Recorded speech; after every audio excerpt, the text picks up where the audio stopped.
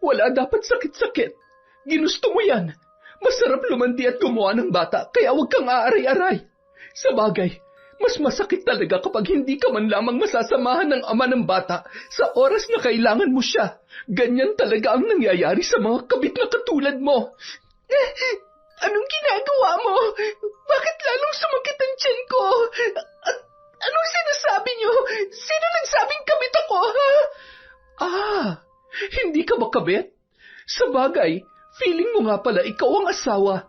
Kaya pala kung makapagdiman ka sa asawa ko, sobra-sobra. Ano? Ako pang mag-a-adjust sa'yo? Wala na akong pakialam sa sasabihin mo, Melvin. Durog na ako sa kasinungalingan at kataksilan mo. Kahit ilang beses ka pang humingi ng tawad, hindi mo na mabubuo to. Kung mali ang hindi magpatawad, buong puso kong tatanggapin ang aking pagkakasala. Magsama kayo ng kabit mo. Mula sa araw na ito, tinatapos ko ng ugnayan natin bilang mag-asawa. Huwag ka nang aapak sa bahay ko. Huwag ka mag-alala. Ipapadala ko kay tatay ang mga gamit mo. Sana maging masaya ka sa bago mong pamilya. Hindi. Asawa ko. Hindi ko kaya. Mahal na mahal ko kayo ng anak natin. Huwag mo naman gawin sa akin to. Nagmamakaawa ako sa iyo. Taon 1,900, 94, Sikihor. Bandang 5:00 na ng hapon, bakas na ang pagod sa mukha ni Rachel na noon ay galing sa kabilang baryo. May pinaanak kasi siya roon. Dahil hindi na kaya pang maglakad ng kanyang ina na si Lola Conchita, siya na ang humalili sa pagpunta sa mga karatig barangay kapag mayroong nanganganak. Nang makarating siya sa may sentro ng barangay na yon, ay umupo siya sa tapat ng tindahan ni Kiara. Napangiti pa siya nang mapansin na malaki na ang inilago ng tindahan noon. Lumabas naman ang babae sa kanilang bahay at nang makita si Rachel ay agad niyang nilapitan yon. Rachel, ikaw pala yan? Kumusta? Mukhang pagod na pagod ka. Sinabi mo pa. Paupo muna at medyo malayo-layo yung nilakad ko. Ang tiyaga mo rin talaga, no? Pareho kayo ng asawa mo, masipag at talaga namang matulungin. Pareho kayong abala sa pagkayod. Buti may panahon pa kayo para sa isa't isa. Halos araw-araw may nanganganak na kailangan mong puntahan. Sa awa ng Diyos, kahit gaano kami kaabala, nakakapaglaan pa rin kami ng oras para sa isa't isa, lalo na sa nag-iisa naming anak. Sa asawa mo? Aba, syempre naman. Alam mo, isa yan sa ipinagpapasalamat ko sa Diyos, Kiara, kasi meron akong mabait at responsableng asawa. Sa loob ng mahigit 10 taon na naming pagsasama, wala talagang nagbago mula nung maikasal kami. Aba, mabuti naman kung ganon. Alam mo naman ang ibang kalalakihan, kapag nakukulangan, naghahanap ng iba, katulad ng mga lintik na karelasyon ko noon. Ikaw naman kasi, parang wala kang kadala-dala. Hindi lang isa, 3 beses kang iniwan ng tatay ng mga nakarelasyon mo. Yan, bago na naman. Matinuban tatay niyan. Aba, huwag ka nang papayag na tatakbuhan ka na naman yan, ha? Huwag ka mag-alala. Kung sa kabaitan at pagiging responsable lang naman, wala akong masabi. Ang totoo, sa kanya ko lang naramdaman ng totoong pagmamahal.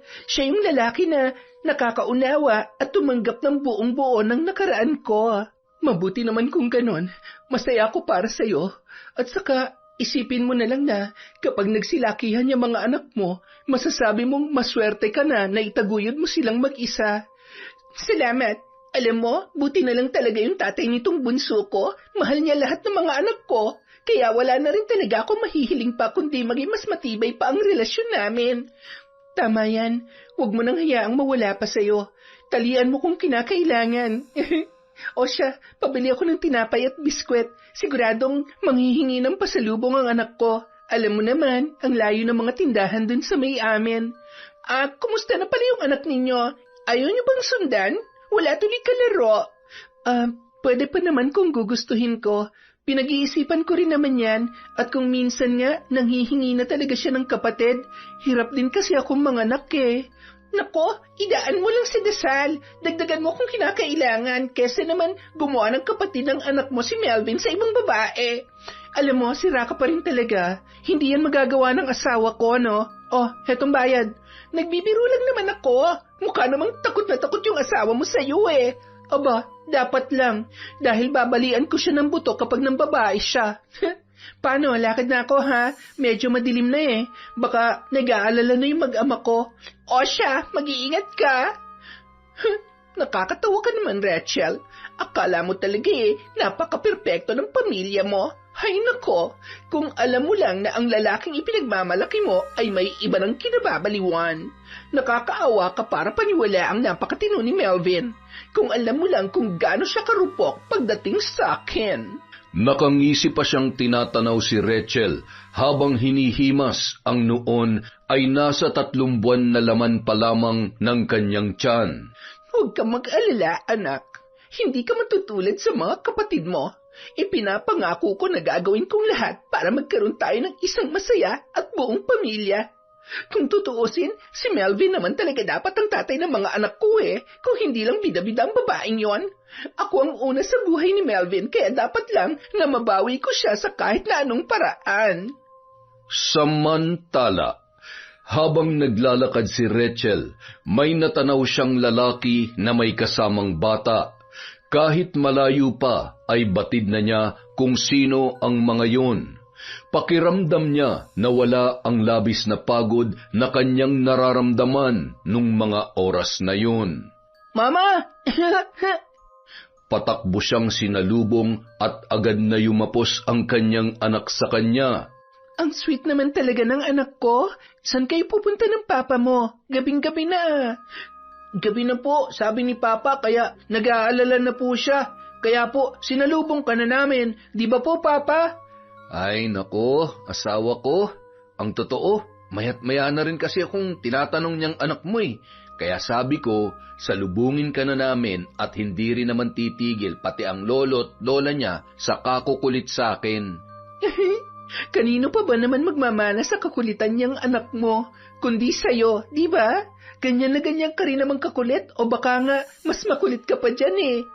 Oo na, sa akin talaga magmamana tong nag-iisang anak natin. Di ba anak? Pareho tayong gwapo at syempre, pareho nating mahal na mahal ang mama mo. Ay sus, oo na. Mahal na mahal ko rin kayo. Tara na, bilisan na natin ang paglalakad. Siguradong gutom na ang mahal kong asawa. At tsak, pagod na pagod ka na naman. Alam mo, pwede naman kasing itigil mo ng pagkukumadrone eh. Meron pa naman ibang marunong magpaanak dyan. Nahihirapan ka na rin. Minsan, alanganing oras ka susunduin. Nag-aalala na rin kasi ako sa iyo eh. Baka mamaya, magkasakit ka na sa puyat at pagod niyan. Asawa ko, wag mo akong alalahanin. Kaya ko naman eh. Isa pa, masaya ako sa ginagawa ko. Masaya ako na marami akong natutulungang tao. Sabi nga, hanggat may paraan para tumulong, tumulong tayo. Ako yung pinupuntahan nila kapag manganganak yung mga asawa nila. Ibig sabihin, sa akin nila pinagkakatiwala ang buhay ng asawa at anak nila. Hindi ako pwedeng tumigil. Isa pa, malaking tulong din para sa pang-araw-araw nating gastusin yon. Ikaw ang bahala. Ikaw lang naman ang iniisip ko eh. Sabi mo nga, masaya ka sa ginagawa mo, kaya walang dahilan para tumigil ka. Basta, kapag kailangan mo magpahinga, magpahinga ka rin, ha? Anak, huwag tatakbo at baka madapa ka. Magagasgasan yung tuhod mo, sige ka. Opo, Papa, bilisan niyo na po. Nagugutom na po kasi ako eh. Nagluto po si Lola ng paborito kong munggo. Di ba po, Mama, paborito niyo rin po yon? Oo, anak, paborito nating tatlo ng papa mo. Patuloy na nag-uusap ang mag-asawa at palakad-lakad takbo naman si Jeremy hanggang sa makarating sila sa kanilang bahay. Nang mga oras na yon ay nasa balkonahe naman ng bahay ang mag-asawang sina Lolo Tasio at Lola Conchita. Ayan na sila. Buti naman habang mainit pa yung niluto nating ulam. Tingnan mo sila. Ang saya-saya nilang tingnan. Ganyan na ganyan din tayo nung maliit pa si Rachel. Sana ay magkaroon pa tayo ng apo para may nakakalaro man lamang si Jeremy. Ano, Kaya minsan ay parang matanda ko magsalita dahil parating tayo ang nakakalaro at nakakausap niya. Buti sana kung may mga malapit-lapit tayong kapitbahay na bata, wala naman. Hayaan mo na't marami naman siya nakakalaro sa eskwelahan. Sige, kung sa bagay nga naman. Lola, kakain na po tayo. Kita mo, gutom na pala itong apo kong napakapogi. Abay, siyempre, kamukha ko kaya yan. Sus, maghain ka na doon. Gutom lang yan. Baka mamaya maniwala pa yung apo natin. Rachel, kumusta anak? Okay lang po, Nay. Mano po, medyo natagal lang lumabas yung bata. Ang laki po kasi, tapos panganay pa. Ganyan talaga kapag panganay. Kahit nung nanganak ka, ganun ka rin naman ng isilang mo yung si Jeremy. Kaya napakaswerte ng mga babae na para lang nangingitlog kapag nanganganak. Ipinagpatuloy nila ang usapang yun hanggang sa makahain na si Lolo Tasyo. Dito na tayo magkwentuhan ng makakain na. Yehey! Ang sarap naman po nito. Upo na ng maayos, apo, at nang maipaghain na kita. Gusto mo rin ba nitong piniritong isda? Opo, Lolo. Salamat po. Kain ng marami, anak, ha? Ubusin mo yan. Asawa ko, halika na. Naalala ko nga pala, may ikukwento ako sa inyo. May bago na naman pala si Kiara, no? Kiara? Yan bang palaging iniiwan ng ka-live-in partner? Siya nga po. Kaklase po namin siya ni Melvin nung high school. Hindi ba asawa ko? Oo, magka-section nga tayo nun eh. Nagkausap kayo? Oo. Tumambay ako saglit doon. Nagpahinga sa paglalakad kaya nagkakwentuhan kami. Ang lago ng tindahan niya ngayon mukhang maayos yung bago niya. Niloloko ko nga kasi buntis na naman. Sabi ko, baka nga alam mo na, huwag na sana maulit yung dati. Ang sabi niya naman, responsable yung tatay ng batang nasa sinapupunan niya. Sus, baka naman matino lamang sa umpisa. May mga babae talagang walang kadala-dala. Pero hindi naman natin siya masisi. Pang-apat na yung pinagbubuntis niya. Halos magkakasunod lamang Kaya naman talagang siguro ay naghahanap lamang siya ng makakatuwang sa pagpapalaki ng mga bata. Sadyang hindi lang siya sinuswerte. Sana naman ay tumagal nga sila nung bago niya at huwag na siyang iwanan. Kaya nga po kasi kapag nagkataon, kawawa naman siya. Akalain mo, 4 na bata ang kailangan niyang itaguyod na mag-isa? Ang hirap nung ganyan. Sugal siya ng sugal, kaya lalong nadadagdagan ng anak niya. Pambihira. Baka naman sadyang makating babae lamang yang si Kiara. Hindi naman ho siguro. Sadyang malas lang sa lalaki. Buti nga ho at maswerte ako sa asawa ko. Kasi hindi ko alam kung anong gagawin ko kung irresponsable at babaerong na pangsawa ko. Baka po, naipabarang ko na siya sa inyo. Asawa ko naman. Yan ang hindi ko magagawa sa'yo. Sobrang mahal ko kayo ng anak natin. Wala na akong mahihiling pa sa kabaitan at pagmamahal mo sa akin. Kaya naman, hindi ako magloloko. Hindi kita sasaktan at lolokohin. Tutuparin ko lahat ng pinangako ko sa iyo ng araw na hiningi ko ang kamay mo para maging asawa ko. Tsaka, ano naman ang mapapala ako sa ganyan? Di ba, Utay? Nako, wag mo siyang tatanungin tungkol dyan. Bumait lamang yan nung tumanda na at parang hindi na kayang... kaya lamang ay mabait akong asawa. Sa halip na awayin ko siya, hinayaan ko na lamang pero siyempre, lintik lamang ang walang ganti. Ano pat may alam ako sa pambabarang at hindi ko sila sasampulan. Di ba? Walang kaalam-alam ang mga babae niya na pwede silang mamatay dahil lamang pinatulan nila ang gwapo kong asawa pero saksakan naman ang liit ng... Hoy! Tama na, Conchita! Sumusobra na yung kwento mo. Kita mo't nakikinig itong apo ko Lolo, maliit po yung alin. Ano po yung sinasabi ni Lola? Ano nga bang sinasabi ko Hindi na naman ako tatantanan yan. Anak, kumain na lang muna tayo, ha? Nakangising tumangutango na lamang ang bata habang nakatingin pa rin sa kanyang lolo at tila nag-iisip pa rin tungkol sa sinabi ng kanyang lola. Anak, bad yun ha? Di ba sabi ni Mama, huwag makikisali sa usapan ng matatanda? Opo, sorry po Mama. Sus, sige na, ubusin mo na yung pagkain mo. Masayang nagpatuloy sa pagkain ng hapunan ang mag-anak at pagkatapos ay agad na rin silang tumungo sa kani-kanilang mga kwarto. May kalakihan ang bahay na yon at mayroong 4 na silid. Yari sa simento ang dingding at anahaw naman ang bubong. Meron din silang maliit na generator na ginagamit nila sa gabi hanggang madaling araw, lalo na tuwing Sabado ng umaga, kung saan nagkakatay sila ng 2 hanggang 3 baboy na ibebenta o di kaya naman ay ipapautang sa kanilang baryo. Habang nagpapalit ng pantulog si Rachel, napansin niyang nakahiga, ngunit may malalim na iniisip ang kanyang asawa na si Melvin. Asawa ko, okay ka lang ba? Anong iniisip mo? Wala, mahal. Iniisip ko lang kung may nakalimutan akong singilin at ilista na order para sa darating na Sabado.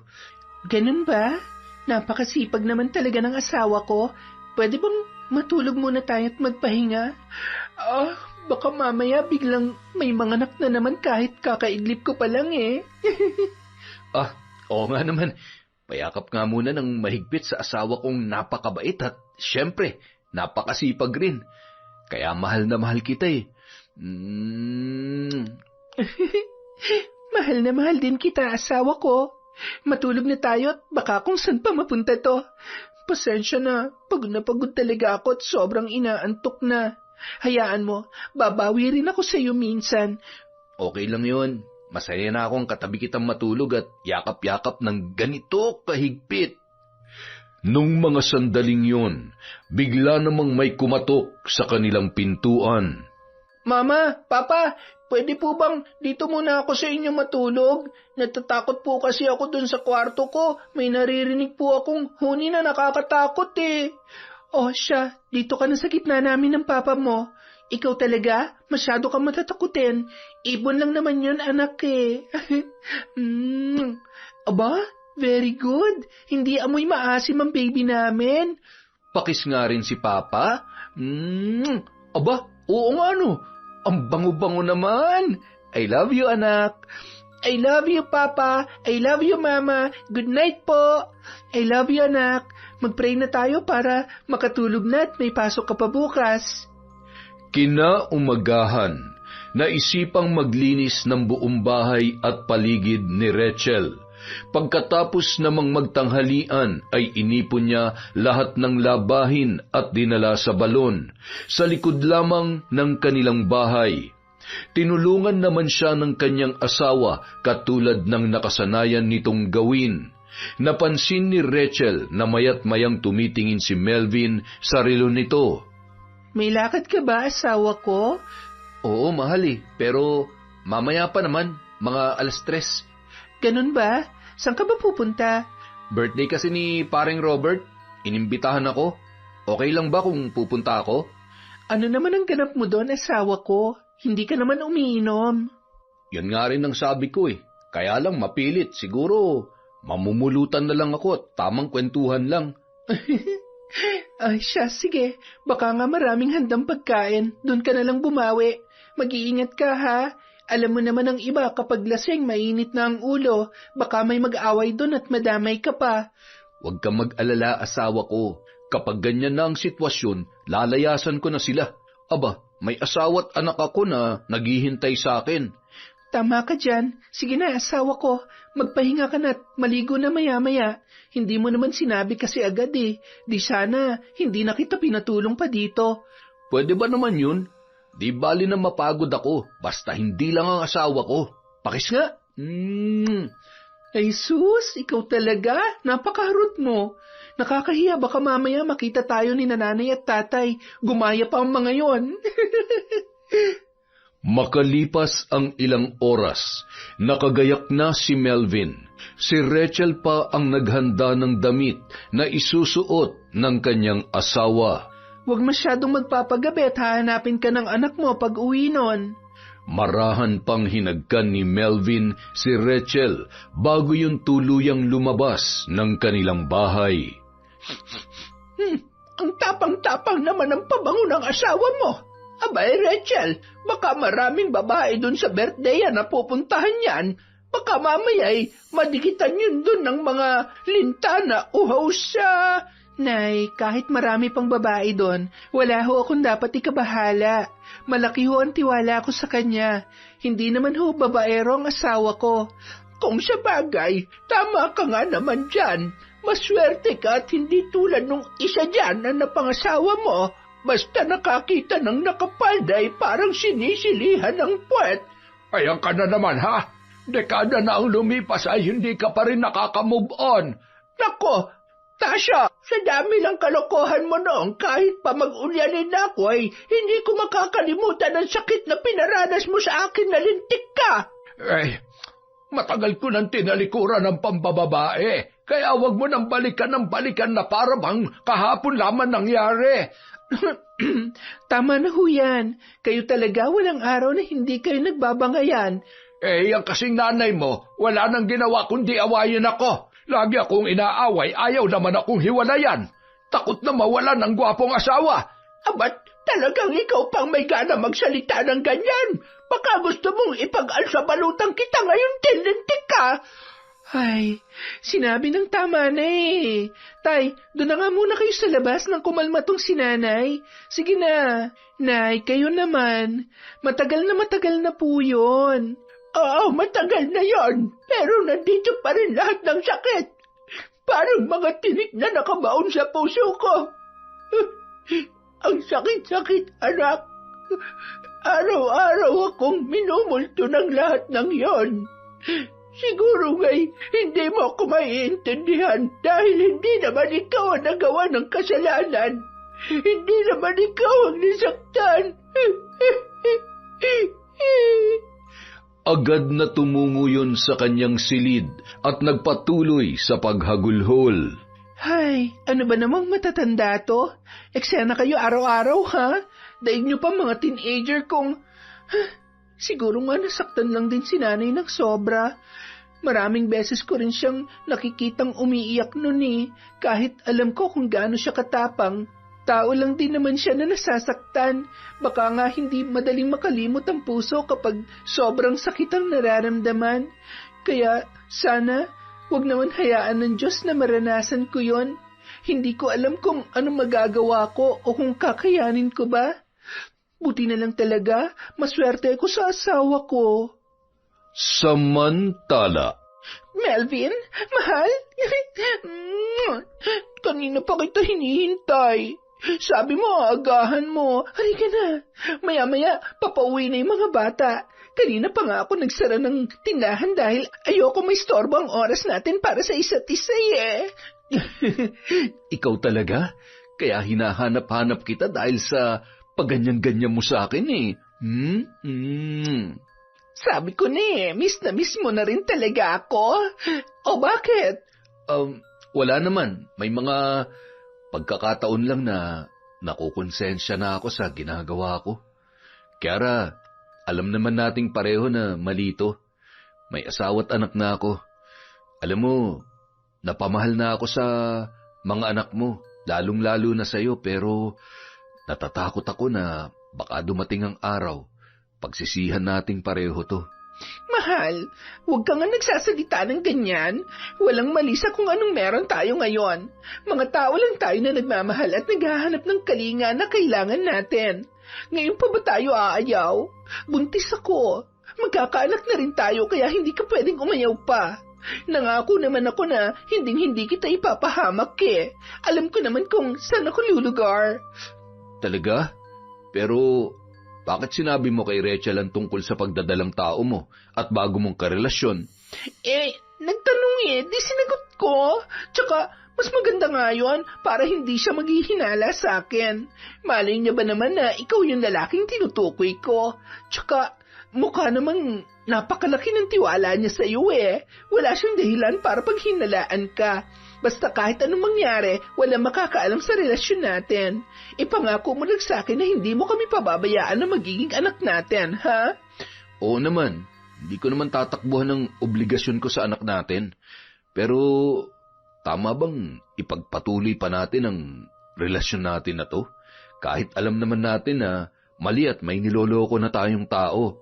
Melvin, pwede ba wag mo nga akong pinapakonsensya? Pambihira ka naman eh. Halos mag-iisang taon na tayong gumagawa ng kasalanan. Nagbunga na nga't lahat-lahat pero ngayon ka lang tinutubuan ng konsensya. Alam mo, kung ginagawa mo yan para talikuran ako at ang magiging anak natin, huwag mo nang ituloy pa. Dahil oras na hindi mo panindigan ng batang ito, magsisisi ka. Sisirain ko ang masayang pamilya na pinagmamalaki ng asawa mo. Kiara, huwag ka naman magalit. Sorry na. Sige, hindi ako makikipaghiwalay sa iyo pero kailangan nating maging mas maingat. Kapag nagkataon, hindi lang basta kahihiyan ang aabutin natin. Baka pareho pa tayong mapahamak. Ay sus, natatakot ka mabarang ng biyenan mo? Naniniwala ka ba talaga doon? At saka, kung sakali man, ang dami-dami kong kakilala na albularyo kaya hindi ako natatakot. Ay, tama na nga. Ayoko nang pag-usapan pa yung kanigahan mo. Nakakainit ng ulo at nakakasira ng araw eh. Mahal, sorry na. Huwag ka na magtampo. Ikaw naman kasi eh. Alam mo naman kung gaano kita kamis tapos yan pang ibubungad mo sa akin. Mahal na kita, Melvin. Kaya hindi ko nakakayanin pag mawala ka sa akin. Sa kabilang banda, habang nasa kusina at iinom na sana ng tubig, bigla namang nabitawan ni Rachel ang basong babasagin. Agad niyang dinampot ang bubog at napaaray nang masugatan siya noon. Oh, nasugatan ka? Ako na dyan, anak. Bakit naman kasi nabitawan mo? At talaga namang hinawakan mo pa. Hugasan mo yung sugat mo. Ayos ka lang ba? Okay lang ho ako, Tay. Medyo nakaramdam lang ho ako ng hindi ko maipaliwanag na para po bang kinabahan ako bigla. Ay, baka napagod lang ho ako sa paglalaba. Si Jeremy ho pala. Nandun sa lola niya. Binibihisan ng damit pambahay. Ikaw naman kasi inubos-ubos mo lahat ng labahin talaga namang mapapagod ka niyan. Minsan lang ho kasi ako mabakante. Kung hindi ho may magpapahilot, may manganganak, kaya mas mabuti na ring naubos ko na lahat pati mga ligpitin. Buti nga ho tinulungan ako ni Melvin eh. Habang nag-uusap ang dalawa, tumungo naman sa may kusina si Lola Conchita, kasama ang apo nito. Mama, asan po si Papa? Anak, baka mamayang 10:00 pa yon. Pumunta sa birthday party ang Papa mo. Oy, di ako sinama ni Papa. Gusto ko rin po doon, Mama. Nako anak, hindi ka pwede doon. Bawal ang bata sa birthday na yon. Maraming nagiinuman, maraming lasing. Takot ka sa lasing, hindi ba? Okay po, Mama. Ano yan, Mama? May sugat po kayo? Maliit lang to, anak. Nahiwa lang ng konti ng bubog na basag. Huwag ka munang lalapit dun sa may kay Lolo, ha? Baka mabubog ka pa. Diyan ka lamang muna, apo, at wawalisin ko lang ito. Baka naman ikaw ang mabubog dyan. Sandaling at kukunin ko yung tsinelas mong panloob. Nagkatinginan naman sina Rachel at Lolo Tasio. Kita mo yung nanay mo. Kunwari pang inaaway ako pero mahal naman ako niyan. Kaya nga ho, pagpasensyahan nyo na. Masanay na kayo. Tsaka, may point naman si nanay. Ang importante, kahit gaano siya nasaktan noon at gaano kalaki ang pagkakamali nyo, hindi niya kayo iniwan. Nanindigan pa rin siya para sa relasyon at pamilya natin. Anong pinag-uusapan nyo dyan? Ako ba? Opo, Lola. Sabi po ni Lolo, love na love niya daw po kayo. Tapos, ang ganda-ganda niyo pa daw po. Talaga, Apo? Sinabi yun ng Lolo mo? Opo, tsaka tama po si Lolo. Maganda kayo kasi kamukha kayo ni Mama. Lola, nagugutom na po ako. Ay, Sus Mariosep, may kapalit palang papurin yon. Siya, Anong gusto mong merienda, ha, apo? Nakangiti namang pinagmamasdan ni Rachel ang kanyang anak, pati na rin ang kanyang mga magulang. Araw-araw ipinagpapasalamat niya na malakas pa at nakakasama pa nila ang mga yun, lalo na't labis ang pag-aalaga ng mga yun sa kanilang nag-iisang anak na si Jeremy. Samantala, Maaga pa naman para umuwi, ah. Nagpaalam ka naman na maayos kay Rachel, di ba? Mamaya ka na umalis. Ilang araw na naman bago tayo magkita ulit. Basta sa linggo, ha? Pupuntahan kita, ha? Dating oras. oo na, babawi na lang ako. Kailangan ko na kasi talagang umuwi eh. Baka kasi nag-aalala na yun at hinahanap na ako ni Jeremy. O siya, sige na. Salamat sa oras at salamat din dahil naipaparamdam mo sa mga anak ko na may tatay na nagmamahal sa kanila. Kaya, napakaswerte na magiging anak natin. I love you, Melvin. Sige na, magpahinga ka na't matulog. Tiyempo lang ako, mahirap na. Baka may makakita sa akin paglabas ko ng pintuan. Wala na yan. Hindi naman usong tambay dito lalo na't nakasara ang tindahan ko. Mag-iingat ka. Nakatanaw pa ang babae sa noon ay palabas na ng tarangkahan na si Melvin. Ni minsan hindi ko pa siya narinig na nag-I love you to sa akin. Mahal niya ba talaga ako? O napipilitan lang siya para sa batang nasa sinapupunan ko? Ay, pero ramdam ko naman ang pagkasabik niya kapag magkasama kami. Ay, nakakapraning. Bahala na. Basta gagawin kong lahat para mapasakin siya ng walang kaalam-alam ang pamilya niyang iiwan niya. Konting panahon pa, makukuha rin kita ng tuluyan, Melvin. Bandang 11:00 na ng gabi nang makauwi ang lalaki sa kanilang bahay. Nadatnan niyang tulog na ang kanyang mag-ina. Nakayakap ang kanyang asawa sa anak nilang si Jeremy. Kinumutan niya na lamang ang mga yon at marahang hinagkan. Ay, patawarin niyo ako. Pero huli na para maitama pa ang pagkakamali ko. Ginagawa ko lang to dahil hindi ko kakayanin mawala kayo sa buhay ko. Ayaw kong masaktan ko kayo sa oras na malaman ninyo ang totoo. Alam kong hindi mo ako mapapatawad, asawa ko.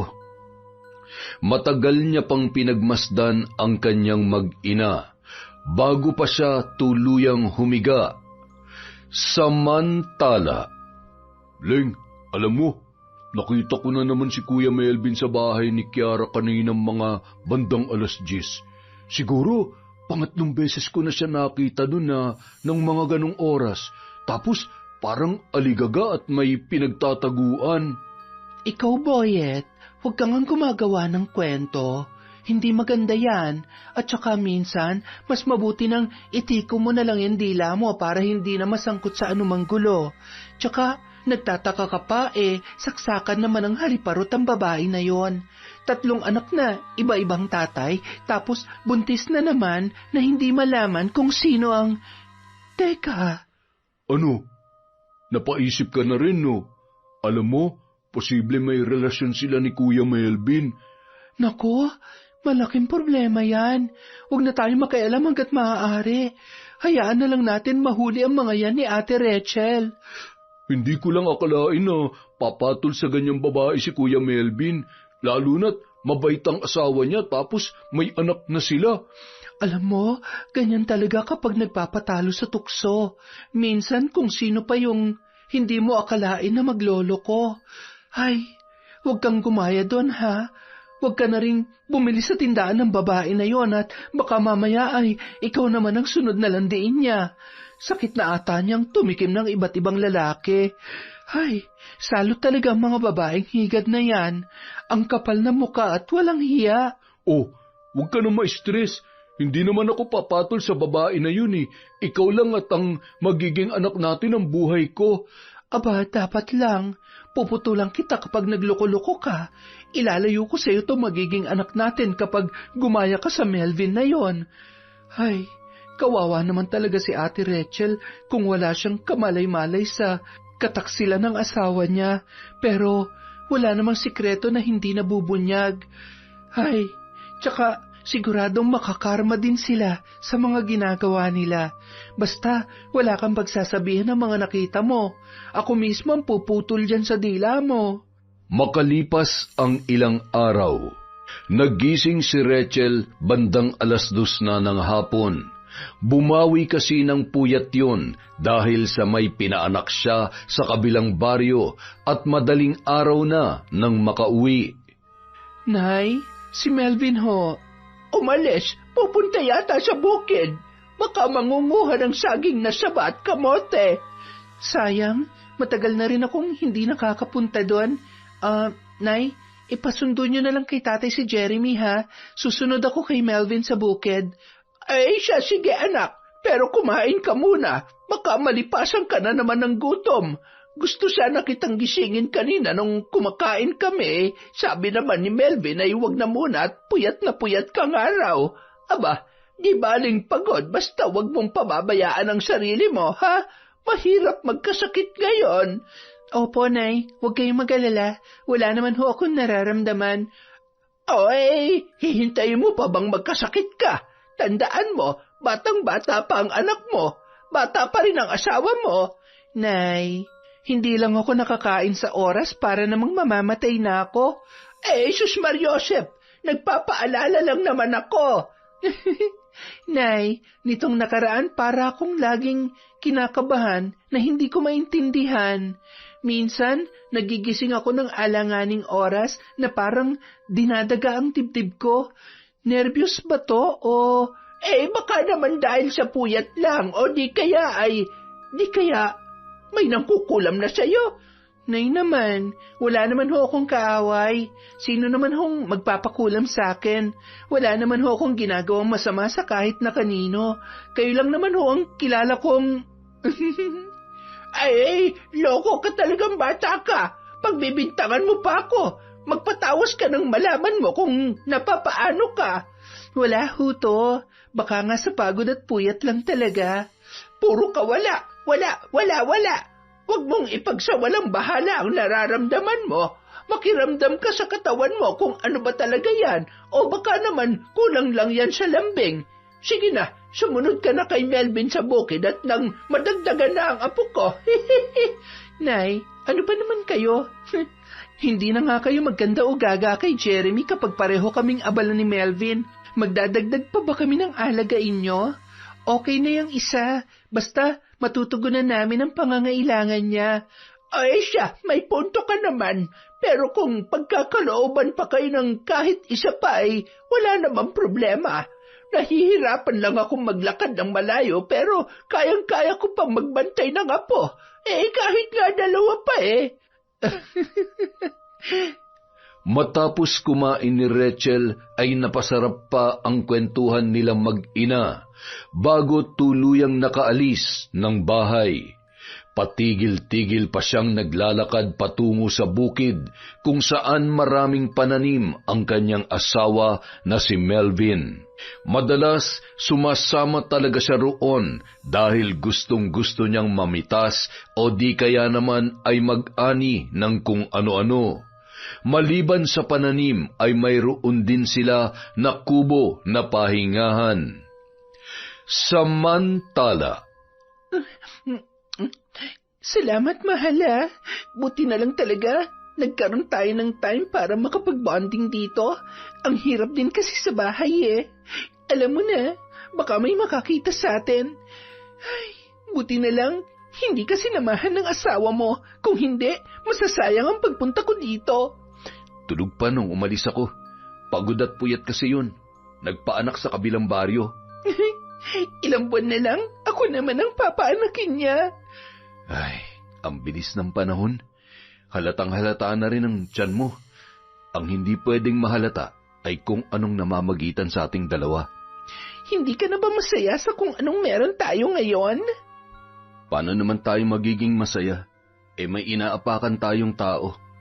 Niloloko kong asawa't anak ko. Ay. Mahal mo ba ako? Ano ba namang klaseng tanong yan? Ganun ba kahirap sagutin yon?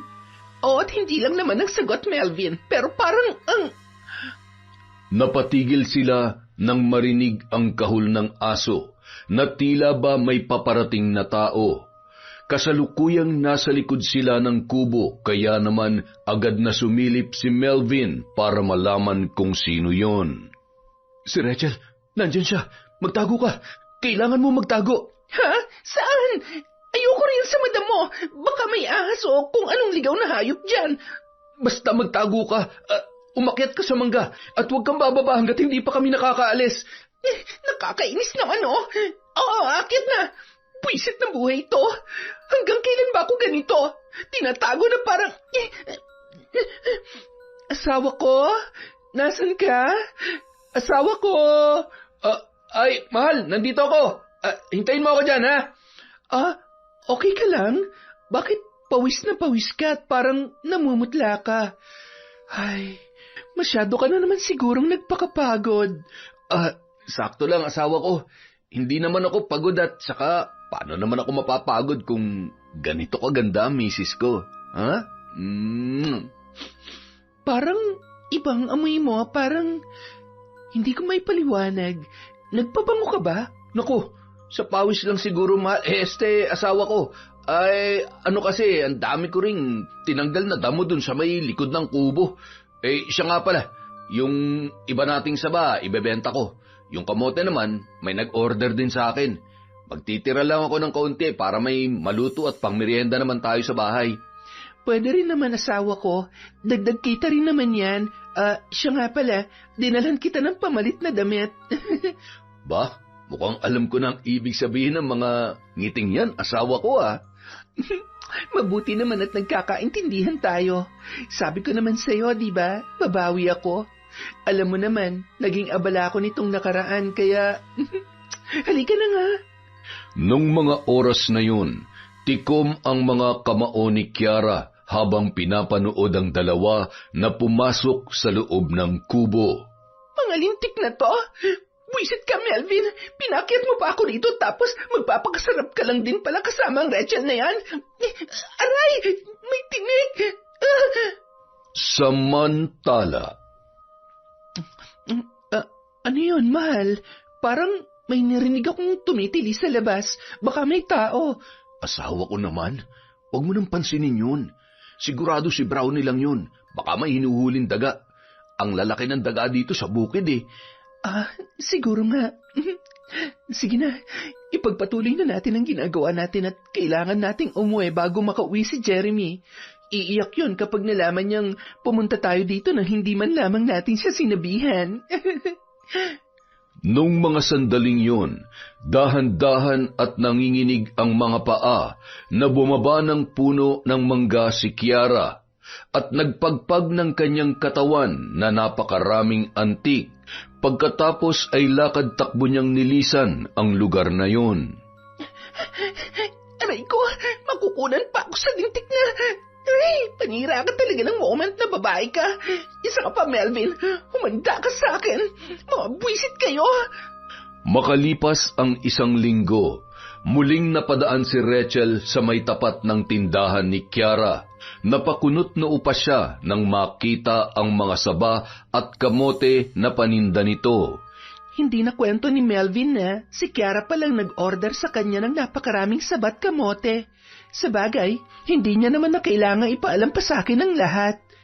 Didiretso na sana si Rachel sa paglalakad nang tinawag siya ng babae. Rachel, baka pwede namang pakihilot din itong tiyan ko. Mag-aapat na buwan na rin to. Sadyang maliit lang talaga ako magbuntis. Hindi nga halatang buntis parang tumaba lang. Sexy na buntis, ika nga. Sige, babalikan kita sa mga susunod na buwan. Pupuntahan na lang kita dito. Hindi ka naman yata aalis siya nga pala, ang gaganda ng saging na sabat, kamote na paninda mo oo. Dala yan ng tatay nitong baby ko. Sabi ko sa'yo madiskarte at masipag talaga yun Parang yung asawa mo rin. Mabuti naman kung ganon. Sige na, hindi na ako tatambay at medyo pagod na rin ako. Babalik din ako mamayang gabi. Kukunin ko lang yung ibang gamit ko. Mukha kasing mapapaaga ang panganganak nung nagpapahilot sa akin eh. Akala ko sa susunod na linggo pa. Ay, sige. Pasensya na't naabala pa kita. Mag-iingat ka, Rachel.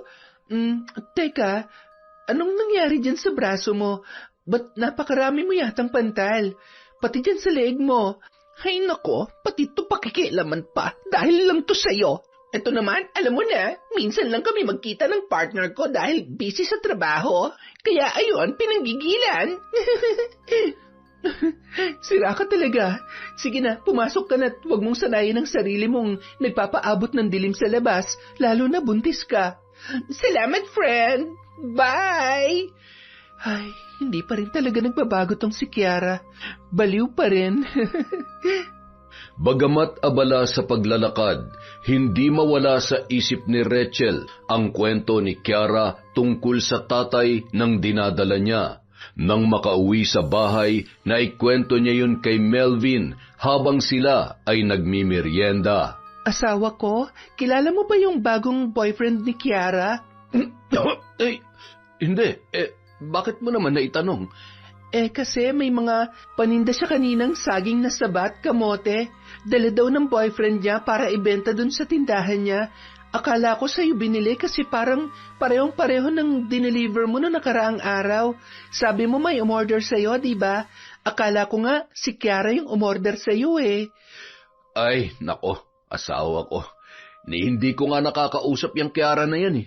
Hayaan mo sila sa buhay nila. Huwag ka masyado naglalalapit doon at alam mo na. Oo nga naman, anak. Hayaan mo siya sa buhay niya. Ni kung anong tinitinda niya o di kaya ay kung sino man ang tatay ng anak niya. Bahala siya sa buhay niya. Basta hindi naman si Melvin ang ama, yun ang mahalaga. Nay naman, bakit naman nasabi niyo yun? Anong masama sa sinabi ko? Tama naman, hindi ba? Hanggat hindi ikaw ang ama, wala tayong dapat problemahin. Hindi naman ikaw, kaya tapos ang usapan.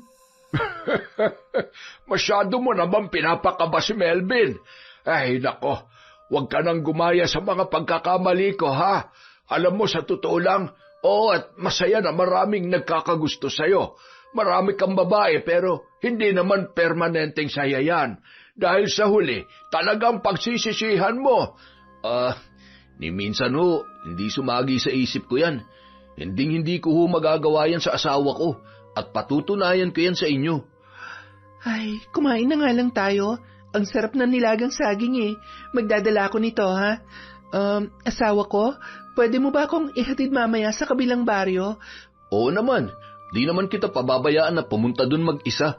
Magpapasundo na nga lang sana ulit ako eh. Kaya lang, hindi maiwan ng asawa niya yung hihilutin ko. Medyo kumikirot-kirot na kasi yung tiyan niya eh. Sa tingin ko, mga 11:00 o 12:00 manganganak na yon. Makalipas ang ilan pang linggo, hindi maintindihan ni Rachel ang kabang nararamdaman. Pakiramdam niya ay may malaking nagbago sa kanyang asawa. Rachel, anak, nakalimutan sigurong bumili ni Melvin ng bigas. Huli na itong isasaing ko, tapos wala na rin halos mga gagamitin sa kusina. Pasuyo naman. Sandali lang, Hunay. Sasabihin ko lang po, nasa kwarto po siya. Masama raw ang pakiramdam. Agad namang pumasok si Rachel sa kanilang kwarto at kinausap ang kanyang asawa. Masakit pa rin ba ang ulo mo, asawa ko? Oo, pero mawawala din to. Huwag ka mag-alala. Asawa ko, wala na pala tayong bigas. Nakalimutan mo yatang bumili. Ha? Wala na ba? Pasensya na, nawala sa isip ko, ha? Okay lang naman. Marami ka rin kasing pinagkakaabalahan nitong nakaraan. Ako na lang ang bibili para makapagpahinga ka. Sakto, may aabutan pa akong masasakyan mamaya papunta sa bayan. Pahingi na lang ako ng pambili.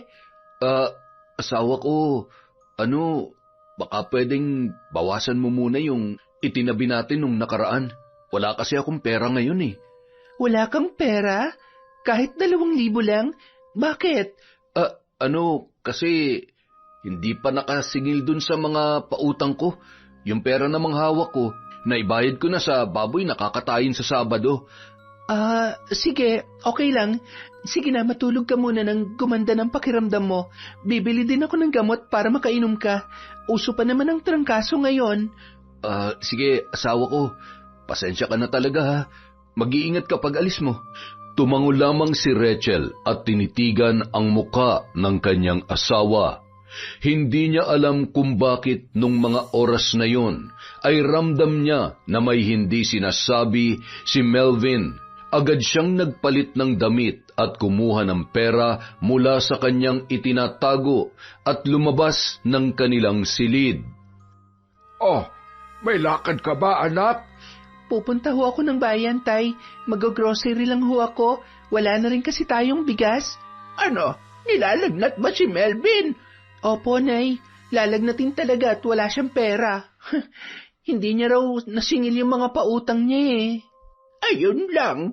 Mahirap yan. Yan mauubos ang puhunan niya. Nako, ngayon lang nangyari yan na. Anak, wala ka bang napapansin sa kinikilos ng asawa mo? Pasensya na pero hindi ko maintindihan ang mga panaginip ko nitong nakaraan tungkol sa ahas. 2 ahas na naglilingkisan at... Nay, sinasabi niyo ba na posibleng may ginagawang kalokohan ng asawa ko? Hindi ko masasabi siya ngayon, anak. Pero ikaw bilang asawa niya, dapat alam mo at ramdam mo kung merong mali sa nangyayari. Ay nako, itigil nyo na yung pag-iisip ng kung ano-ano. Sa tagal na ng kanilang pagsasamay, ngayon pa ba yan magloloko? Ano? Paano kung totoo? Hindi ba dapat alam na alam mo dahil saksakan ka lang? Tapos ngayon ako naman ang aawayin mo. Lagi mo na lang akong dinadamay. Tumigil na ho kayo. Masyado na rin hong naguguluhan ang isip ko. Kung pwede, wag na kayong dumagdag. Nagkatinginan na lamang ang mag-asawa at lumabas na rin ng bahay si Rachel. Habang naglalakad patungo sa daungan, muli siyang dumaan sa tindahan ni Kiara. Natanaw niya pa yun, maging ang mga kakaibang ngiti nito na parabang may nais ipakahulugan. Dati kapag dumadaan ako dito, wala naman siyang pakialam. Tapos, biglang nitong mga nakaraang buwan, gustong-gusto niya na akong kinakausap. Ay, ano ba itong nararamdaman ko? Malito. Mahal na mahal ako ni Melvin. Hindi niya magagawang pumatol sa katulad ni Kiara. Mahal niya kami ni Jeremy. Lumipas pa ang 1 linggo hanggang sa manganak ang isang babae na malapit lamang sa bahay at tindahan ni Kiara. Si Rachel ang nagpaanak at labis namang nagpapasalamat ang mag-asawa. Salamat Ate Rachel ha, talagang hindi niyo na kami pinagbayad. Walang anuman, mas kailangan niyo yan para sa anak ninyo. Ang bait niyo talaga, napakaswerte sana ni Kuya Melvin. Sana? Wala po, ang ibig kong sabihin ay, swerte siya na kayo na pangasawa niya. Sigurado ka ba na yan talaga ang gusto mong sabihin sa akin? Ay, Leng, meron ba akong dapat malaman?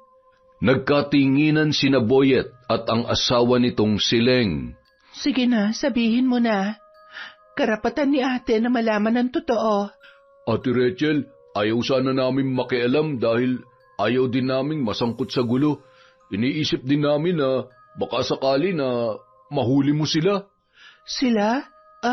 Anong ibig niyong sabihin? Si Kuya Melvin po at si Kiara, maraming beses ko na pong nakikita si Kuya Melvin na pinupuntahan siya at umuuwi ng gabi. Kapag nariyan po si Kuya Melvin, nagsasara po sila ng tindahan. Kung minsan po, dumadaan kayo ditong mag-asawa papuntang ibang baryo tapos pagbalik po, pagkahatid sa inyo, dinadaanan niya muna si Kiara bago umuwi sa bahay ninyo. Tsaka sa tingin po namin, si Kuya Melvin ang ama ng batang dinadala ni Kiara. Mga hayop sila, mga manloloko. Hindi ko palalampasin ang kanilang kataksilan. Mananagot sila sa akin. Ate, pasensya na. Ayaw lang naming madamay kaya pinili naming maging bulag at pipi sa katotohanan. Naiintindihan ko. Salamat pa rin. Ang mas mahalaga ngayon, alam ko na ang totoo. Huwag kayong mag-alala, hindi ko hahayaang madawit ang pangalan nyo. Wala nang madadamay pa dahil tanging sila lang ang mananagot at magbabayad sa kasalanan nila sa akin. Samantala, bandang 9:00 ng gabi, sinundo si Rachel ni Melvin sa bahay ng mag-asawa. Pinilit niyang pakalmahin ang sarili noong mga oras na yun. Nang tumapat na sila sa tindahan ni Kiara ay hindi na napigilang magsalita ng babae. Ang lago na talaga ng tindahan ni Kiara, no? Napakaswerte naman niya sa tatay ng batang dinadala niya. Mukhang maayos kung magsustento. Akalain mo, hindi lang yung anak niya at nanay ng bata ang sinusustentuhan, pati mga anak sa iba't ibang lalaki. Nakakatuwa, ano? May mga lalaki pala talagang aang-anga kung magmahal. Sana binata pa dahil kung may asawa na, baka napapabayaan niya na yung sarili niyang pamilya. Bakit ba masyado kang interesado sa buhay ni Kiara? Buhay niya yan, wag na natin pakialaman at pag-usapan. Ikaw naman, hindi naman talaga ako interesado sa buhay ng haliparot na tulad niya. Yung buhay ng tatay ng anak niya. Oo, sana lahat ganun magmahal, literal na ibibigay at isasakripisyo ang lahat. Ay, umuwi na tayo. Pagod ka lang at baka gutom ka na kaya kung ano-ano na yung sinasabi mo. Ikaw, hindi ka ba gutom? Pwede naman tayong bumili ng merienda kay Kiara. Schoolmate naman natin siya, baka malibre pa tayo. Ano, gusto mo ba? Nakaluto na si nanay at tatay, kaya sa bahay na lang. Ano ba nangyayari sa'yo? Parang ang init ng ulo mo. Mainit ang ulo ko? Hindi ah. Tara na nga. Napakagaling mong magpanggap na para kang inosenteng lintik ka. Ang kapal ng mukha mo para lukohin ako. Tingnan lang natin kung hanggang saan naaabot ang kalokohan niyo ni Kiara. Pagbibigyan ko kayo sa larong gusto niyo. Tagu-taguan, ang mahuli, patay. Nang makarating sila sa bahay, agad silang kumain ng hapunan. Kapansin-pansin ang pagiging tahimik ni Rachel habang kumakain. Anak, ayos ka lang ba? Opo, Nay. Okay lang po ako. Pagod at inaantok na ako kaya nagmamadali akong kumain. Mukha ho ba ako may problema? Ang saya-saya ko po kaya. Anak, ubusin mo yung pagkain mo, ha? I love you. Paano? Matutulog na ho ako. Maaga ho ang lakad ko bukas. Agad na tumayo ang babae at nagsipilyo. Sabay hilamos na rin sa kanilang lababo bago yung tuluyang pumasok sa kanilang silid. Humarap siya sa salamin at kinausap ang kanyang sarili. Anong naging pagkukulang mo? Anong kasalanan mo para gawin niya sa'yo to? Anong plano niya? Iiwan niya ba kami ni Jeremy? Habang buhay niyang itatago sa akin ang katotohanan, paniniwalain niya ako na mahal niya ako habang patuloy siyang lihim na nakikipagkita sa kabit niya. Hanggang kailan niya itatago sa akin ang katotohanan? Ang galing mong magpanggap lalo ng babaeng yon. Isasampal ko sa inyong katotohanan pagdating ng tamang pagkakataon. Mga hayop kayo! Nung mga sandaling yon, sakto namang pumasok si Melvin sa kanilang silid. Oh, ano nangyari? Sigurado ka ba na okay ka lang talaga? Pasimpleng nagpahid ng luha si Rachel at isinuot ang damit na pantulog. Oo, pasensya na, nagulat lang kasi ako. May nakita kong ipis kaya ayon, nanggigil na rin ako. Papatayin ko sana kaya lang sumuot agad sa ilalim ng higaan natin eh. Makatulog na nga. Ay, good night. Napakunot noo si Melvin. Sa unang pagkakataon, nakita niyang naging matabang ang pakikitungo sa kanya ng kanyang asawa. Ano ba nangyayari sa kanya? Nakalimutan ko na naman bang mag-abot ng panggastos? Ay, hirap naman ng ganitong sitwasyon. Di ko na rin alam kung paano maibabalik yung pera na nagastos ko para kay Kiara at sa mga anak niya. Dagdag gastos na naman kapag manganganak na. Nahihirapan na rin ako magsinungaling. Ay naku, ang gulo-gulo na ng isip ko. Hindi ko na alam kung anong gagawin ko at kung saan hahantong ang lahat ng ito. Kinaumagahan, nagising si Rachel na wala na ang kanyang asawa. Agad siyang bumangon at tumungo sa kusina. Sakto naman na nagluluto ng almusal ang kanyang ina. Mukhang masarap ang tulog mo, anak. Umalis nga pala si Melvin. Pupunta raw siya sa bayan. Baka mamimili o baka naman ay maniningil yon. Baka pupunta sa kabit niya. Anong sabi mo? Kabit? Teka. Tumingin ka nga sa akin. Umiyak ka ba kagabi? Ano nangyayari? Sabihin mo nga sa akin. May iba bang babae ang asawa mo? Hindi lang ho basta babae sa buhay niya. Binuntis niya pa. At ang masakit, matagal niya na rin pala akong pinagmumukhang tanga. Kaya pala, ganun na nararamdaman ko sa tuwing nakikita ko ang hayop na babaeng yon. Kaya pala ganun siya magsalita dahil si Melvin ang lalaking tinutukoy niya. Si Kiara, Nay. Siyang babaeng umasa sa asawa ko. Ay, mga walang hiya. Humanda sa akin ang Melvin na yan. Sisiguruhin kong buhok niya lang ang walang latay. Tuturuan natin sila ng leksyon. Huwag kayong magpapahalatang alam na natin, Nay, ha? Kailangan ko ang tulong niyo. Alam niyo na kung anong ibig kong sabihin. Gusto kong masurpresa sila na ako mismo magsasampal sa pagmumukha nila ng katotohanan at ng lintik na kataksilan nila. Kahit ano pa man ang mangyari, tandaan mo na ikaw ang asawa. Ikaw ang may karapatan kay Melvin. Huwag mong hayaang masira ang pamilya mo at hayaang maagaw siya ng Kiara na yon.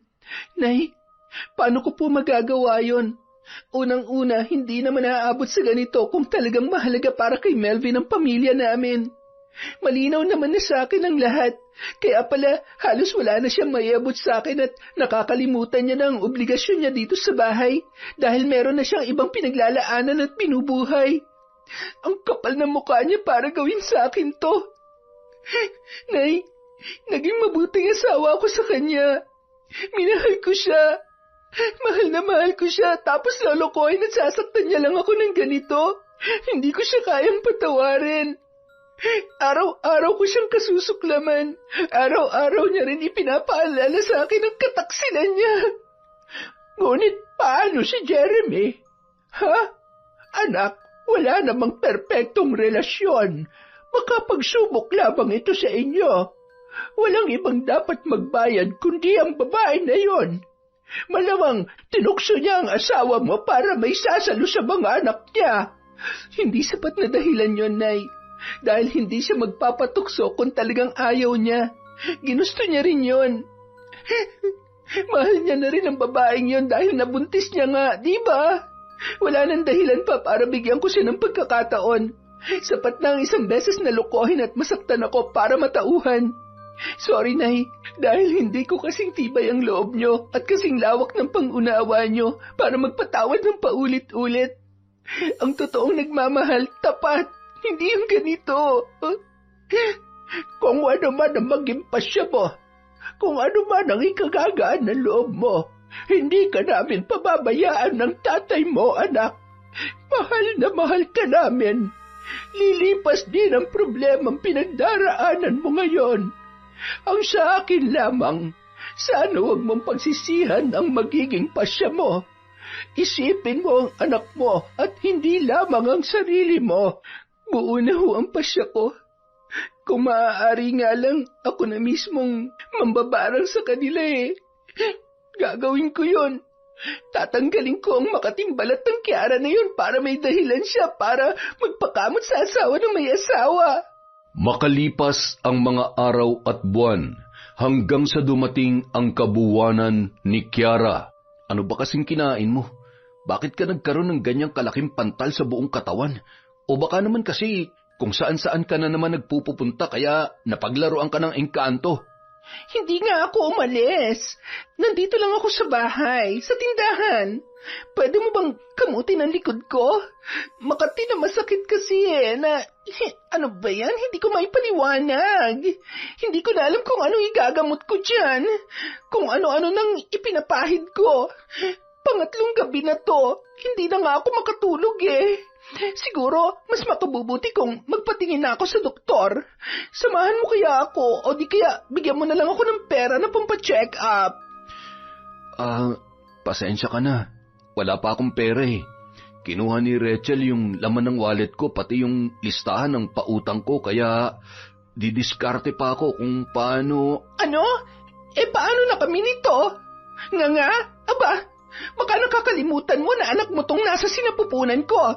Kapag hindi ako gumaling sa lintik na pangangati ko at hindi ako nakatulog, maapektuhan din ang bata. Isa pa, paano ako makakapagbantay sa tindahan na ganitong itsura ko? Kung gusto mo, magpa-albularyo ka. Marami naman dyan eh. Albularyo? Sira ka ba? Anong gagawin ng albularyo dito? Papahira ng inanganga niya? Yak, di bali na. Akala ko pa naman tutuparin mo ang pangako mo sa akin at sa mga anak ko. Wala ka rin naman palang pinagkaiba sa mga... Kiara, yan ang wag na wag mong sasabihin. Ibahin mo ako. Hindi ako tulad ng mga tatay ng mga anak mo. Alam mo na kapag meron ako, hindi ko kayo pinagdadamutan. Anong pinupunto mo? Kailangan ko magpatingin sa doktor kaya dapat gumawa ka ng paraan. Mangutang ka kung kinakailangan dahil responsibilidad mo rin ako. Aray, ang sakit. Manganganak na yata ako. Ha? Ay, teka, sandali lang. Babalik ako. Papupuntahin ko si Rachel. Sasabihin ko, pumunta siya agad dito. Ang sakit. Melvin, bumalik ka. Kailangan ka namin ng anak mo. Lakad takbo yung umuwi sa bahay at hangus na hangus nang dumating doon. Hingal na hingal ang lintik. Ganyan pala kapag manganganak na ang kabit.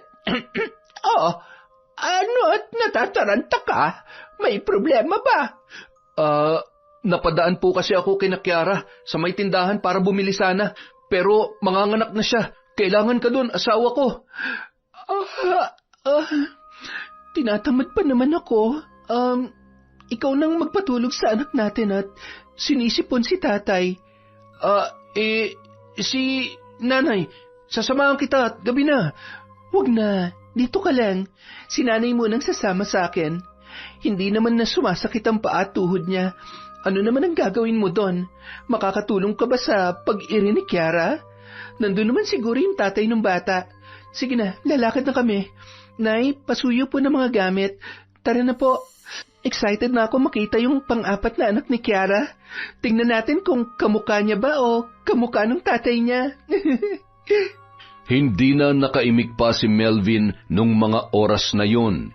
Bakas sa kanyang mga mata ang pag-aalala. Bilisan natin at hindi na ako makapaghintay pang sabunin ang babaeng higad na yon. Nakita niyo ho bang ekspresyon ng mukha ni Melvin kanina? Halatang nag-aalala siya para sa babae na yon. Wala ho talagang balak umamin. Buti nakakatulog pa siya sa gabi. Sa bagay, mukhang sanay na. Nang makarating ang mag-ina ay nakahiga na sa banig si Kiara habang nag-iiyakan naman ang kanyang mga anak. Mga bata, dun muna kayo sa kwarto ninyo. Huwag kayong mag-alala, okay lang ang nanay nyo. Manganganak lang siya. Hindi pa naman siya mamamatay. Si Melvin, nasaan? Bakit mo hinahanap yung asawa ng anak ko? Hindi naman yun maalam magpaanak. Ano? Sobrang sakit na ba?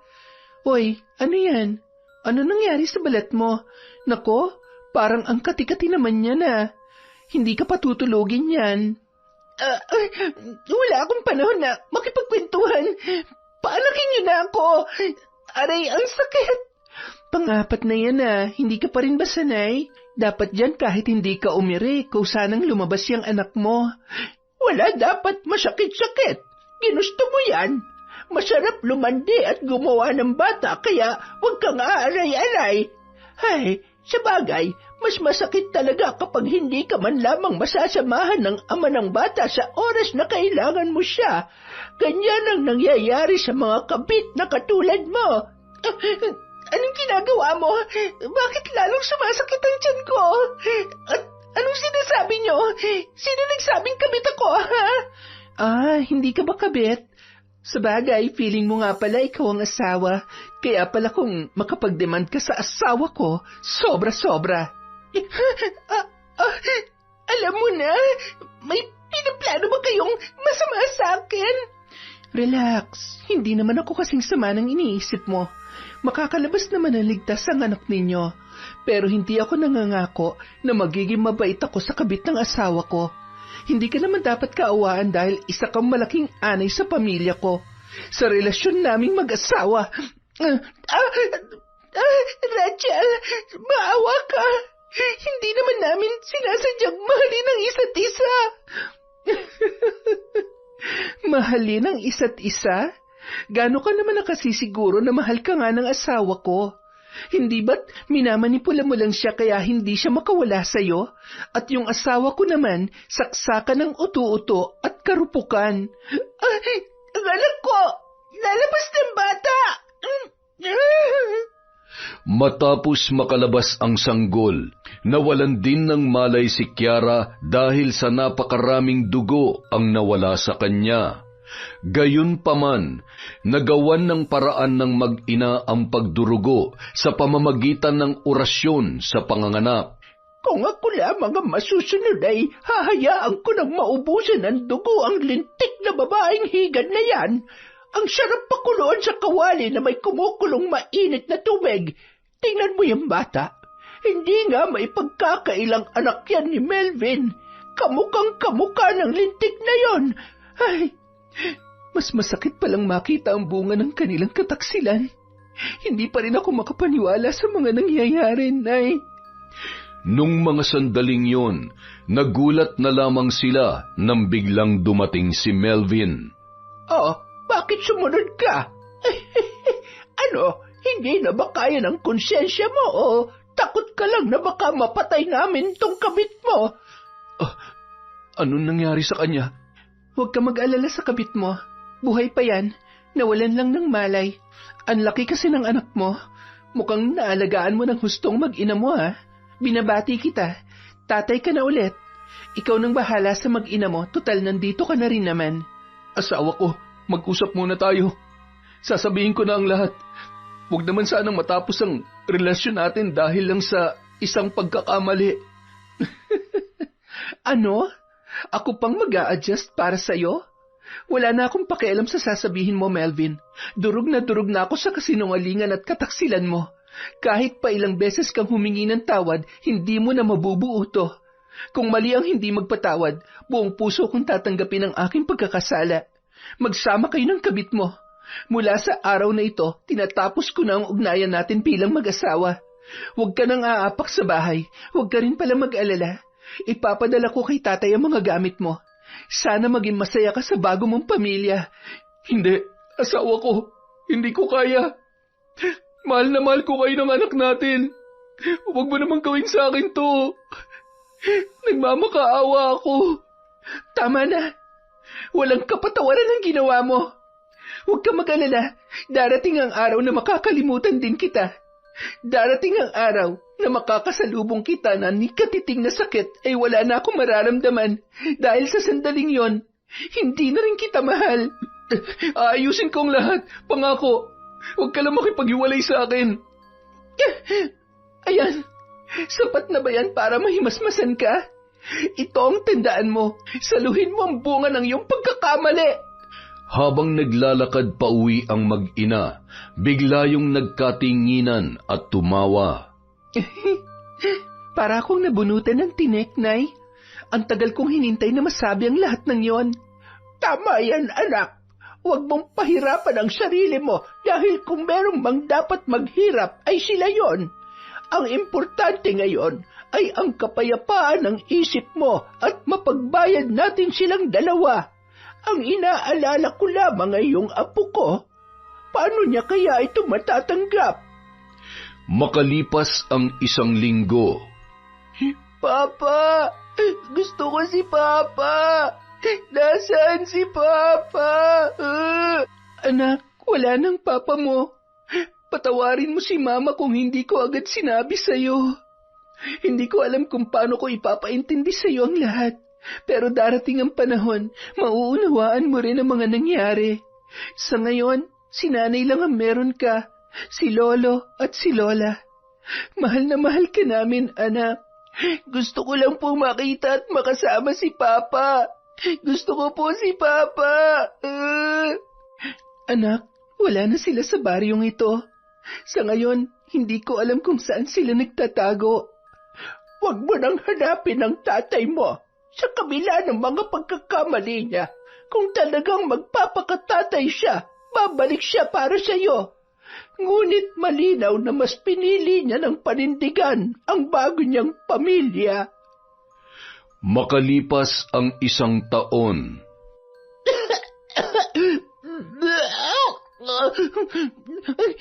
Mahal, salamat dahil sa kabila ng pagsira ko sa pamilya mo. Hindi mo ko iniwan sa kabila ng hirap na pinagdaraanan natin. Salamat sa pag-aasikaso mo sa mga bata. Siya nga pala, bukas ay kukunin ng mga bata ng mga kapatid ko. Si Bunso lamang ang ibibilin ko sa'yo. Hindi pa huli ang lahat. Balikan mo ang mag-ina mo. Humingi ka ng tawad sa kanila ng paulit-ulit. Lunukin mo ang kahihiyan at pride dahil kasalanan naman talaga natin. Alam ko na sila rin ang nagpapahirap sa akin ngayon. Sabi ng albularyo, walang balak na bawiin ang sumpa ng may gawa nito sa akin. Ayaw ko namang dumating sa punto na pati ikaw magawa na rin nilang saktan o ang isa sa mga anak natin. Mga uod at mga insekto, huwag kang susuko. Baka meron pa namang ibang pwede makatulong sa'yo. Ikaw na lang ang meron ako. Wala na akong babalik ang pamilya, Kiara. Kiara, gumising ka! Kasabay ng pagpikit ng mga mata ng babae ay ang pagliliparan ng mga bangaw at dumapo yun sa mga sugat ni Kiara. Kitang-kita na rin ang anit ng kanyang ulo dahil sa paglalagas ng buhok. Nagkukumpulan naman sa isang parte noon ang napakaraming kuto na tila ba namumula dahil sa maraming dugo ang nasisipsip. Hanggang sa maiburol yun ay halos walang makadalaw sa dami ng insekto na umaaligid sa may kabaong. Kaya naman napagdesisyonan na lamang ng kanyang mga kaanak na ilibing na lamang kaagad ang bangkay ni Kiara. Makalipas ang 6 na taon, bumalik si Melvin sa dating baryo at tumuloy sa dating bahay ni Kiara kasama ang kanilang anak. Nabalitaan ko na bumalik na si Melvin dito sa baryo natin. Nagkita na ba kayo? O nagkasalubong man lang? Kumustahan? Ganon? Kumustahan, Nay? Ano na parang walang nangyari? Ganon? Never. Manigas siya. Matagal na yon, anak. Patawarin mo na. Isa pa, pagkatapos niyong pahirapan yung tao sa mga kamalasang sinapit niya, siguro naman ay natuto na siya. Hindi pa rin humababago na ng nakaraan, Tay. Tama lang yun sa kanya. Anak, ikaw maaaring hindi mo na siya kailangan. Pero yung anak mo, ako na ang nakukonsyensya. Walang araw na hindi niya pinapangarap na makasama ulit ang kanyang ama. Isa pa yung nandito na ulit si Melvin. Kaya siguradong magkikita at magkikita pa rin sila. Kapag pinagbawalan ko si Jeremy, sigurado kong susunod siya sa akin. Tsaka, alam niya naman na kung ano nangyari noon. Naiintindihan niya na kung bakit ganun ang naging pasya ko. Siya! Pero anak, malay mo hindi pa naman huli ang lahat. Malay mo'y ikaw ang dahilan kaya siya bumalik. Hindi ka na ba talaga naniniwala sa second chance? Kung magloko pa, hindi siya mismo ang barangin natin. Ano? Nako, magkakasala lang ulit tayo, tapos siya hindi naman magbabago. Ipinanganak naman loloko, mamamatay naman loloko. Aray ko naman, anak. Alam mo may hangganan naman ang kalandian namin. Tignan mo ako. Proud ka pa talagang lintik ka. Buti kung magagandang babae, saksakan naman ang titirat. Lumayo-layo ka at pinapainit mo lang ang ulo ko. Sorry na. Sinasabi ko lang naman baka sakaling... Tumahimik ka na. Hindi ako natutuwa sa'yo. Ikuha mo ako ng tubig. Bilisan mo. Naninikip ang dibdib ko. Dibdib? Wala ka naman dibdib, kaya nga naghahanap ako ng maaakyatan noon eh. Anong sabi mo? Wala. Ang sabi ko, kukuha na ako ng tubig sa kusina. Sandali lang, my loves. Mukhang magkakadalaw na naman yata yung sexy kong asawa. Mainit na naman ang ulo. Asawa ka ng pogi, tapos magagalit ka. Makalipas ang ilang araw, habang naglalakad si Rachel na nakayuko, nakasunod naman sa kanya si Jeremy. Galing sila noon sa kabilang baryo. Madalas kasing sinasamahan ng binatilyo ang kanyang ina. Napatigil sila nang biglang may tumakbong bata na noon ay nasa edad 6 na taong gulang.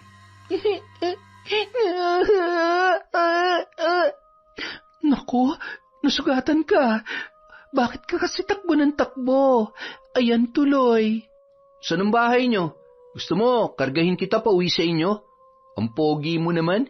Sino mga magulang mo, ha? Bunso? Anak! Ay, nandyan ka pala.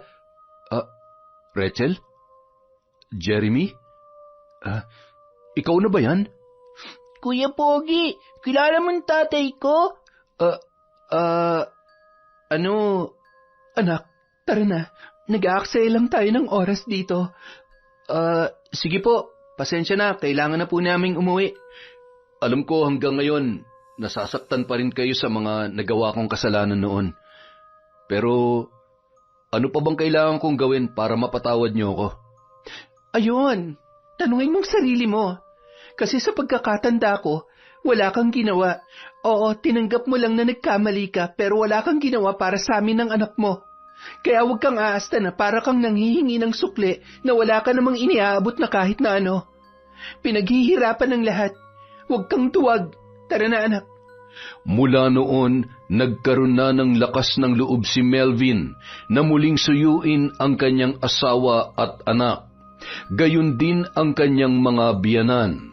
Dahil sa nakita naman ng mga yon kung gaano nito pinagsisisihan ang kanyang mga pagkakamali at pilit na bumabawi, ay unti-unti namang lumambot ang loob ni Rachel kay Melvin. Isang araw. Ang kulit-kulit mo ah. Oops, saan ka pupunta? Nandyan na si Kuya. Hindi ko akalain na magiging sobrang lapit nila sa isa't isa. Ako rin naman eh. Hindi naman mahirap mahalin yung bata. Malambing at bibo. Parang si Jeremy lang nang maliit pa. Salamat. Salamat at binigyan mo pa rin ako ng pagkakataon na ayusin ang pamilya natin. Hindi ko nga rin alam kung bakit eh. O kung tama ba to. Ang alam ko lang, masaya yung mga bata sa desisyon natin. Bakit? Hindi mo na ba ako mahal?